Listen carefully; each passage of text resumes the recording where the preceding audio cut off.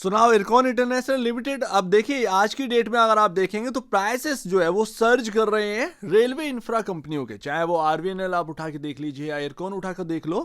3 महीने की अगर बात करेंगे तो यहाँ पर बेसिकली 28.80% का नेगेटिव रिटर्न इरकॉन ने डिलीवर किया है, वहीं 18.40% का नेगेटिव रिटर्न आरवीएनएल डिलीवर कर चुका है। लेकिन ये आधी अधूरी बात है। टॉप देखिए 350 रुपए का है, ये स्टॉक अभी कामकाज कर रहा है 155 रुपए, 5 रुपए हटा दो 155 से 150, यानी कि 200 रुपए सीधा सीधा गुल होता हुआ देखने को मिल रहा है पर शेयर। अब ये कोई छोटा मोटा लॉसेस नहीं है, लाखों के लॉसेस जो है वो कई सारे रिटेल निवेशकों के हाथ में लगे हुए हैं। एंड यहां पर बहुत सारे लोगों का यही पूछना है कि ये 350 कितना डिफिकल्ट है वहां तक पहुंचना, ये बताओ।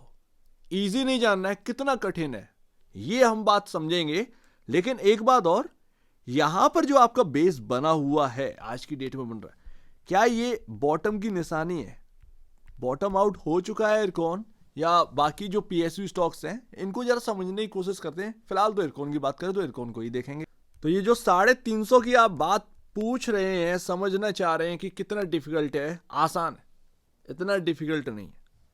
आप देखेंगे मार्केट कैप कितना है आज की डेट में, ऑलमोस्ट 15,000 करोड़ भी साफ साफ नहीं दिखाई दे रहा, 300 करोड़ का में उसमें भी। तो वो आप देखिएगा कि यहां से ना डबल होना मुश्किल नहीं है, लेकिन विदाउट अर्निंग्स ये स्टॉक्स सभी चल रहे थे उस वक्त, तो वो थोड़ा सा डेंजरस था। एंड जब वो लोग निकलने पर आए, रिटेल निवेशक के बाहर हुआ, बाहर तुम नहीं हुए हो। एक्चुअल बेसिस पर अगर मैं बताऊं, मैं म्यूचुअल फंड का डेटा आपके सामने रख रहा था, उस समय मैंने आपको बहुत सारे समझाया होगा आरवीएनएल और इरकॉन से थोड़ा सा एग्जिट करिए, ज्यादा बेहतर है। आफ्टर जो बजट आया था, फुल बजट आया था इलेक्शन के बाद, तो ये यहां पर ना बात चल रही थी क्योंकि म्यूचुअल फंड एग्जिट कर रहे थे। म्यूचुअल फंड आज की डेट में कहां है इस स्टॉक के अंदर? कौन बचा हुआ है? कोई नहीं बचा। मोस्टली पीएसयू स्टॉक से वो बाहर निकले थे। तो यही तो पीठ पीछे कहानी चल रही थी, लोग भरे जा रहे भरे जा रहे भरे जा रहे, तो ये खराब हो गया। बट स्टॉक 350 पहुंचना इतना यहाँ पर डिफिकल्ट नहीं है। उसके लिए ऑलमोस्ट यहाँ पर अर्निंग्स चाहिए, अर्निंग्स कहीं ना कहीं से आ ही जाएंगे, ध्यान रखिएगा। अर्निंग पर शेयर का जो ग्रोथ है वो आ ही जाएगा। एंड डबल होना टफ नहीं है, डबल होना टफ नहीं है। लेकिन जाहिर सी बात है अब समय लगने वाला है, टाइम लगेगा भाई। यहां पर आप जो सोच रहे थे कि नहीं भाई सोने का सिक्का मिल गया, वो चीज नहीं है। टाइम लगेगा, वो 350 का प्राइसिंग आने में आएगा। लेकिन अगर आप 300 रुपए पर बाई कर चुके हैं, या 280 पर बाई है, या 260 रुपए पर बाई है, आपका स्टॉक कहां चल रहा? तो आप रिकवरी के लिए वेट करेंगे। इतने में आप इस टाइम जो देंगे रिकवरी करने के लिए स्टॉक को, तब तक आप क्या कमाएंगे? आपका तो पैसा रिकवर हो पाए। तो अपना यहां पर ना कुछ ऐसी स्ट्रेटजी बनाइए कि चलो स्टॉक रिकवर हो, उतने टाइम में भी आप रिटर्न कहीं ना कहीं से बना सके। ये आपका पहला यहां पर जो है ना एक रहना चाहिए मार्केट के अंदर कि रिटर्न बनाओ, किसी और से ही सही लेकिन रिटर्न बनाओ। तो ये बात यहां पर है, क्योंकि टाइम लगेगा इसको रिकवर करने में। आज की डेट में पी रेशियो 19.24 पर पहुंच चुका है, 25.85 के अगेंस्ट। तो ये एक कंफर्ट हमें देखने को मिल रहा है। तब भी कंफर्ट था, आज भी कंफर्ट है। 2.35 time price to book value पर ये स्टॉक ट्रेड कर रहा है। अपने बुक वैल्यू से कितना ही ऊपर रह गया। आज थोड़ी सी रिकवरी आ गई है, ठीक है भाई, 1-2 दिन से रिकवरी है। अदरवाइज ये 135-130 के अराउंड पहुंच गया था। तो ज्यादातर कुछ बचा नहीं निवेशकों के हाथ में। जिनका प्रॉफिट था वो भी गया, जो ऊपर खरीदे वो तो यहां पर ना ट्रैप सा महसूस कर ही रहे हैं। दोनों तरफा यहां पर रिटेल इन्वेस्टर की बैंड बजी हुई है।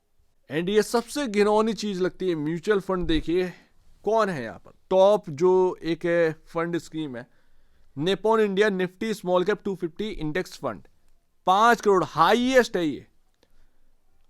14-15,000 करोड़ का मार्केट कैप है कंपनी का, 5 करोड़ का हाईएस्ट यहां पर जो है ना फंड का निवेश। अब आप समझ लीजिए। तो यही चीज तो मैं आपको बता रहा हूं कि ये म्यूचुअल फंड वाले बहुत पहले ही एग्जिट कर गए थे। कुछ लोग ये उस बात समझे होंगे तो वो एग्जिट करने पर तुल आए होंगे कि नहीं भाई कुछ तो गड़बड़ लग रही है। जो एकदम ना अंधा बातें कर रखी, नहीं आज तो ये स्टॉक ना अब यहां पर जो है 1000 होके रहेगा, वो आज की डेट में है।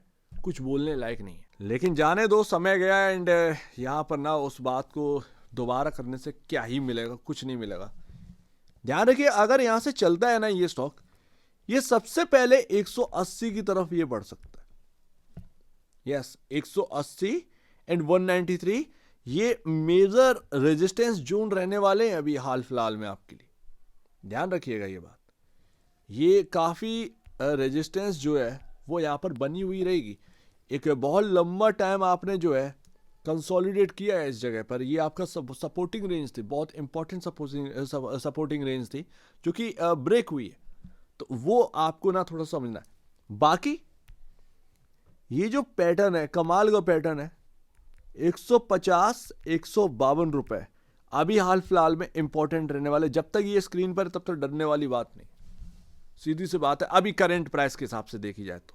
दूसरी बात, तीसरी बात, इसमें आप एक ध्यान रखिएगा, ये जहां से घूमा है ना, ये मैं आपको बताकर गया था बहुत लंबे टाइम पहले। इस जगह पर ये रेंज बनी हुई है 132 निचले लेवल, 137 रुपए 67 पैसे जो हाईएस्ट लेवल है। ये जो रेंज है ना, यहां से अगर घूमना होगा तो घूम जाए कौन। आज मैं उठाकर देखा कि वहीं से घूमा है, जब आपने कहा कि कवर करिए, तब यहां पर मैं देख रहा हूं कि ये तो मैं कब बना कर गया था, आज की डेट में देखिए क्या है क्या।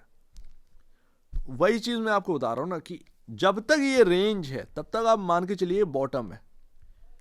ये रेंज के नीचे जाएगा समझो बॉटम नहीं है, ये और डिप लेगा कहीं ना कहीं, ये फिर 100 की तरफ मूव करने की कोशिश करेगा, क्योंकि स्टॉक साइकोलॉजिकल लेवल वही होता है ना, 100, ठीक है, तो 200 500, ये साइकोलॉजिकल लेवल ऐसे होते हैं। 3 डिजिट में जब स्टॉक एंटर करता है आसानी से एंटर नहीं कर पाता है, और 3 डिजिट से 2 डिजिट में एंटर करता है तो आसानी से गिर नहीं जाता, वहां से सपोर्ट लेता है। इसीलिए अगर ये रेंज ब्रेक हुई तो फिर कहीं ना कहीं 100 रुपए की तरफ जाएगा। लेकिन जब तक ये रेंज है एंड जब तक ये रेंज आपका यहाँ पर जो है ना बनी रहेगी, तब तक यहाँ पर आप मान के चलिएगा बॉटम बन चुका है। कहीं ना कहीं ये स्टॉक मूव करने की कोशिश करेगा 180 की तरफ, पॉसिबिलिटी बनती है, लेकिन उसके लिए सस्टेन करना पड़ेगा 150 152 रुपए, तब कहीं ना कहीं मूव कर सकता है 180 की तरफ। पॉसिबिलिटी तो कुछ यही देखने को मिल रही है, गैप उधरी है, गैप भी है और रेजिस्टेंस भी है, तो वहीं आकर रुक सकता है, बस यही है। तो ये रहा छोटा सा कवरेज आपके सामने इरकॉन को लेकर। बाकी भाई बहुत बड़ी बात थी, म्यूचुअल फंड के डेटा को हमेशा रीड करा करिए, बिकॉज ऑफ IRCTC में जब टॉप बना था एक टाइम पर आकर, उससे पहले म्यूचुअल फंड बेच लगे थे, तब वो टॉप बना था। तो संकेत मार्केट में कहीं ना कहीं आपको मिलने लगते हैं, इंडिकेशंस कहीं ना कहीं आपके सामने रखने लगता है मार्केट। समझना आपके ऊपर है, अंधे बन के चलोगे तो फिर तो यहाँ पर गाड़ी टकराएगी, सीधी सी बात। सो उम्मीद है काफी कुछ आपको समझ में आया होगा। एक बार निवेश से पहले या बेचने पहले अपने ब्रोकर एडवाइस से जरूर सलाह लीजिए, खुद की स्टडी रहेगा, उससे बेहतर कुछ भी नहीं है, खुद की स्टडी मस्ट है। तो आप दीजिए मुझे, बड़ी देखने की बहुत धन्यवाद।